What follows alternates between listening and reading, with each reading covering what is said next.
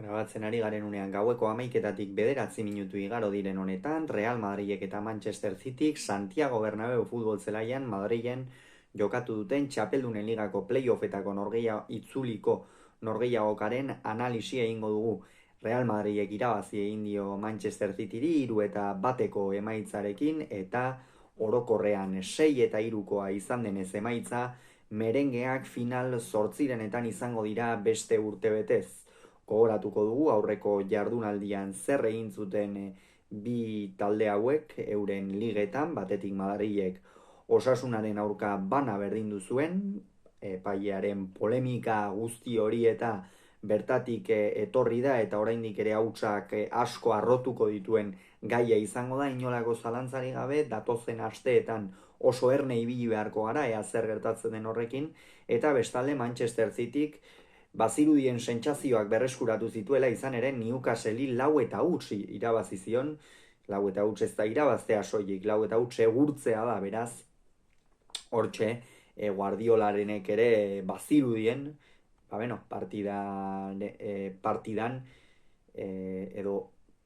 behintzat kanporaketa itxuratzeko aukera izan zezaketela, baina ez dute izan, inondik inora ere, bi entrenatzaileek honako 11 hauen aldeko apustua egin dute, batetik Carlo Ancelotik 4-3-ko sistemarekin jokatu du, Thibaut Courtois izan da ATP-an, atzealdean eskuinaldetik Fede Valverde, partidak egiten ari den Fede Valverde eskuinalde horretatik, erdikaldean jokatu izan duenean ere askotan eman izan dio askatasuna edo Carlo Ancelotik eskuinalde horretatik, eskuinegal horretatik lasterka egin eta alboko marra askotan bilatzeko, eta hori oso ongi egin izan du beti Fede Valverdek, eta orain gainera eskuinegalean jokatzen ari denetik benetan maila harrigarria ematen ari da jokalari uruguaitarra. Ferland Mendy izan da ezkerraldetik, Asensio eta Rudiger atzealdearen erdialdean, Tchouaméni, Ceballos eta Bellingham izan dira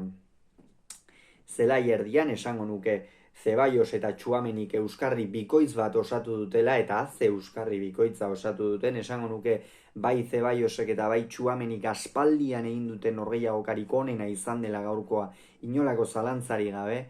eta hori ere azpimarragarria da. Real Madrilen erdipuntan Jude Bellingham izan da, lehengoan Osasunaren aurka polemikaren piztaile nagusia, epaileari egin zizkion irainak tarteko. Eskuinaldetik Rodrigo izan da, ezkerraldetik Vinicius, eta puntan partidako protagonista izan den Kylian Mbappé. Manchester City ere 4-3-ko sistemarekin irten da, Guardiolaren taldea Ederson izan da ATP-an, atzealdean lauko lerroan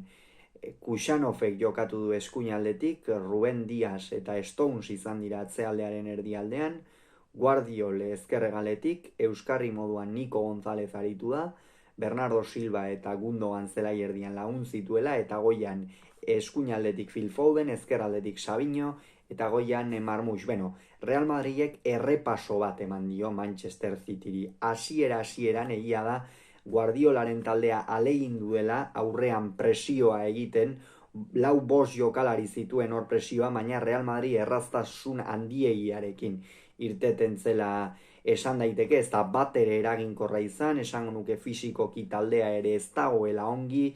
aurten ezoiko egoera batean dago Manchester City, eta hori nabaritzen ari zaio Guardiolaren taldeari bai Premierrean eta baita Txapeldunen Liga honetan ere, pentsa gorriak ikusi behar izan zituzten 8 jardunaldi horietan liga fasetik sailkatzeko, eta orain Real Madridekin topatu diren honetan,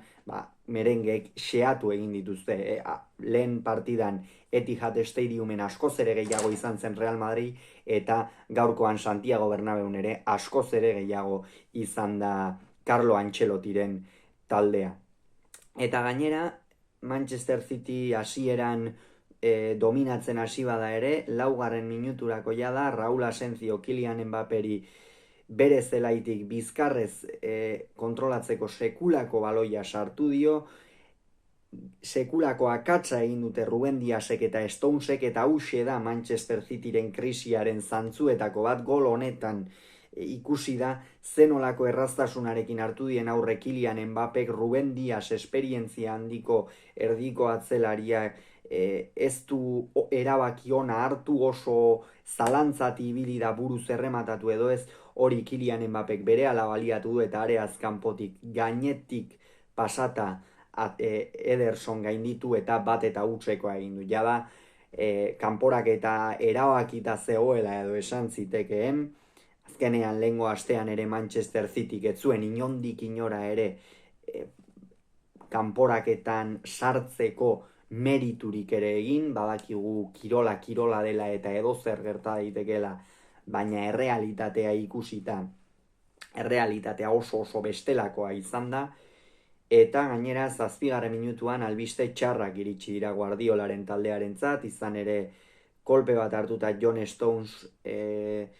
ohetxoan atera behar izan dute, zelaitik gurutze gorriko kideak sartu behar izan dira, John Stones ohetxoan ateratzera eta badirudi lesio larria izan dezakela erdiko atzelari ingelesak, eta bere ordez Nathan Ake atera da, eta hor, Guardiolak ez du sistema aldatu beharrik izan, Stonesek horixe lehen golean erru handia izan du, Ruben Diasekin batera ez baitira gai izan Raul Asenzioren pase luze eta eder hori mozteko, eta John Stonesen norgehiagoka jokatu dituen 7 minutuak beraz aztekoak izan dira. Gerora Real Madridek apur bat utzi dio baloia Manchester Cityri, baina Manchester City ezinean zebilen, eta Real Madridek askoz ere lapurtzeko gaitasun handiagoa erakutsi du, beste martxa batekin jokatzen ari ziren Ancelotirenak, aurrean jokalari guztiak oso parte hartzaile, atzealdean ere esango nuke gaurkoan lan bikaina egin dutela, batez ere normalean hainbeste jaisten ez diren jokalari horiek, esate baterako Rodrigok sekulako lana egin du atzealdean ere, Madrilek baloia berreskuratzeko ahalik eta jokalari gehien joaten ziren Manchester Cityko jokalarien gana, eta hori Carlo Ancelotiren taldearen aldetik oso eraginkorra izan dela esan daiteke, eta minutuak aurrera joan ala Real Madrid jaun eta jabe zen, Manchester City baloiari begira soilik zegoen, atzealdetik oso erraz irteten ziren, eta Viniciusek eta Rodrigok berehala aurkitzen zituzten lasterka egiteko zuloak, behar bada gaurkoan Jude Bellinghamek ez du hainbesterainoko protagonismoa izan partidan zehar, eta bi jokalari nabarmendu nahiko nituzke gaurkoan Real Madrilen aldetik, bata Dani Ceballos, zalantza asko izan dira azken urteetan ez, garrantzi handia ez du izan Ceballosek Real Madrilen 11ko horretan, beste hainbat jokalari bere aurretik egon dira beti, baina gaurkoan sekulako partida egin du, eta nik uste Ancelotiri erakutsi diola halako norgehiagoketan ere jokatzeko gai badela. Hau da, askotan jaisten zen Asensio eta Rudigerren altuerara ez, baina bai baloiak jasotzera, eta apur bat ardura hori hartu du, ez euskarriaren ardura hori edo naiz eta berak normalean apur bat aurreratuago jokatzen duen, eta Tchouaménik ere, Tchouaméni ikusten da behar bada erdiko atzelari bezala, oso erdiko atzelari mugatua izan daitekela, baina gero zelai erdian bere postuan jartzen baldin baduzu sekulako jokalari puska da, zulo asko estaltzen dituena, eta gainera baloiarekin norabide ematen dizuna, atzetik atera nahi duzunean aurkariaren presioa ere erraz gainditzen duena, eta Tchouaméniren norgehiagoka ere ipagarria izan dinolako zalantzari gabe, eta Real Madrid dominatzen ari zenunean, Rodrigo pasea egin dio Kylian Mbapperi, area txikian honek sekulako errekortea egin du, ikeragarria izan da Guardioli nola egin dio noea, eta aurrelari frantziarrak, Real Madrideko izarrak sekulako gola egin du, Álvaro Benito ere partida erretransmititzen ari zenean entzun diogu, Álvaro Benitori alako garrasi bat, eta etzen gutxia horako, ze gola sartu duen, 33. minutua zen, jada Pep Guardiolaren taldea erabat amilduta zegoen, erasoko jokalariak ez Masmuin, ez Savinho, ez Foden, ez da inorrere agertu, Bernardo Silvak eta zuloak ezin zituzten bilatu, baloia oinetan zutenean, karga bat bezala zen Manchester Cityrentzat baloia oinetan izatea, eta 33. minutuan jada Kylian Mbappéek kanporak eta erabakita utzi duela esan daiteke. Alaxe amaitu da lehen zatia, 38. minutuan behar bada Real Madridentzat albisterik txarrena, Jude Bellinghamek txartela ikusi du eta ondorioz ezin izango du final 8-renetako joaneko norgehiagoka hori jokatu. Atseden aldire iritsi dira, pentsatzen genuen behar bada Pep Guardiolak aldaketaren bat edo beste egingo zuela, baina ez du egin, erabat galduta ibili da gaurkoan entrenatzaile katalana, kanporaketa osoan zehar ere alaxe aritu dela esan daiteke, ez, Manchester City oso galdu bat ikusi dugu, etxita, akituta zeuden jokalariak, konfiantzari gabe, erabat, Real Madriden errepaso handia izan da, ez, bai Etihadeko norgehiagoka eta bai gaur Bernabeun jokatu den hori. Eta bigarren zatian ere lehengo lepotik burua, Manchester City jada etxita, esan dugun bezala, Real Madrid aurrera eginez, behar bada Viniciusek bigarren zatian lehen zatia baino protagonismo gehiago izan duela esan daiteke, horre bai ezkerraldetik eta baita eskuinaldetik ere erasoan askoz ere buruz-buruko gehiago bilatu ditu, lortu du apur bat, metro batzuk lasterka gehixeago egitea eta apur bat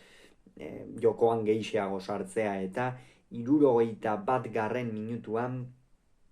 eskuinaldetik Fede Valverdek barnekaldera Kylian Mbappéri sekulako pase eman dio eta ia areaz kanpotik ezkerrez sekulako kolpea eman dio azpitik Kylian Mbappék eta bere 3. gola egin du. Gau magikoa izan da Frantziarrarentzat, Bernabeu eta Real Madrideko zaleek espero zuten halako gau bat Kylian Mbapperekin euren izar nagusiarekin eta gaur benetan dena biribil atera zaiola txamartingo taldeari. 2-0 erabakita bat zegoen 3-0 jada are gehiago, jokatzen jarraitu dute, Real Madridek partida kontrolpean izan du neoro, Manchester City ez da arriskua sortzeko gai ere izan, 77. minutuan egin ditu lehen bi aldaketak Guardiola, Gundogan eta Foden kendu ditu. Gundogan izan da behar bada gehien saiatu den jokalaria, baina ikusten da une honetan oso mugatua dagoela erdilari Alemaniarra, asko kostatzen zaio fisikoki eta norgehiagokak eustea eta ez da lehengo hilke Gundogan inondik inora ere, eta Phil Foden beste aldetik eskuin aldetik jokatu du, normalean desberdintasuna markatzen dituen jokalaria da, baina gaurkoan ez, eta Kovacic eta Makeit sartu ditu, esango nuke, batez ere Mateo Kovacic sartu duela, nola baitean alik eta gol gutxien jasotzeko gerora ez apur bat emaitza edo itxuratuta mantentzeko, gero Makeit sartu du apur bat jokalari erasokorragoa, eta hori ere, apur bat oreka bilatzeko edo, 22 urteko jokalaria hain zuzen ere, eta oreka hori bilatzen saiatu da Guardiola apur bat hor, baina noskila da Real Madridek erabat kontrolpean zuen kanporak eta esan bezala. Eta 83. minutuan Antxelotik ere aldaketak egin ditu, 83an ez. 78. Zeballos eta Mbappé kendu ditu, Zeballosen eta Mbapperen norgehiagok ez hitz egin dugu, batez ere Zeballos gaurkoan erreibindikatu egin da, Bernabeuk ere bere izena aipatu du eta karrasi egin diote, eta Kylian Mbapperen inguruan bazer esan, ez? Frantziarrak orain artean Real Madriden dagoenetik bere lehen hat-tricka sartu du, hori lehenik eta behin, eta bestalde berriz sekulako gaua egin du Mbappek. Eta Kamavinga eta Brahim atera dira, ez dute pixurik izan, inondik inora ere norgehiagokan, jada dena erabakita zegoen, eta apur bat, emaitza mantentzera eta beste freskotasun bat ematera sartu dira. Txuameni ere kendu du, Modric ateratzeko partida honak, Txuamenik esan dugun bezala, lehendabiziko minututik oso parte hartzaile ikusten zen gaurkoan gaurkoan bere postu horretan askoz ere erosoago egongo zela, eta minutuak aurrera joan dira, City akituta, baina apur bat saiatzen ez, jada Real Madridek erabat soilik emaitza defendatzera irten den horretan, Valverde eta Vinicius kendu ditu ere, Endrik eta Alaba sartzeko jada azken minutuan, Valverderen horreiago kazitzein du, ez ze partida egin duen Uruguaitarrak, benetan galanta izan da, galanta da nola zenolako baldintza fisikoak dituen eta horrez gain zeinen ederki moldatzen den eskuinaldetik ere bai defenditzen eta bai erasoan eta Antxelotirentzat ezinbesteko jokalaria eta Viniciuse beti gora egin duela esan genezake lehen zatian behar bada ez du hainbesterainoko pisua izan beste jokalari batzuek hartu dute partidaren zamagian, baina gero Endrik eta Alaba atera dira eta horixe, eta 82. minutuan, Marmusek sekulako jaurtik eta egin du, faltaz, eta aldaratzean Nico Gonzálezek gola sartu du, eta ondorioz, Real Madridek 3-1 irabazi du. Epailea ez dugu esan, baina Istan Kovacs Errumaniarra izan da, Dennis Higler izan da barreko epailea, Holandarra, ez dute, lan ona egin dute, eta epailea ez gaur ez dugu ezertxo ere esateko. Hauxe beraz esan beharreko, aurrengoan gehiago izango zuen, bitartan izan agur.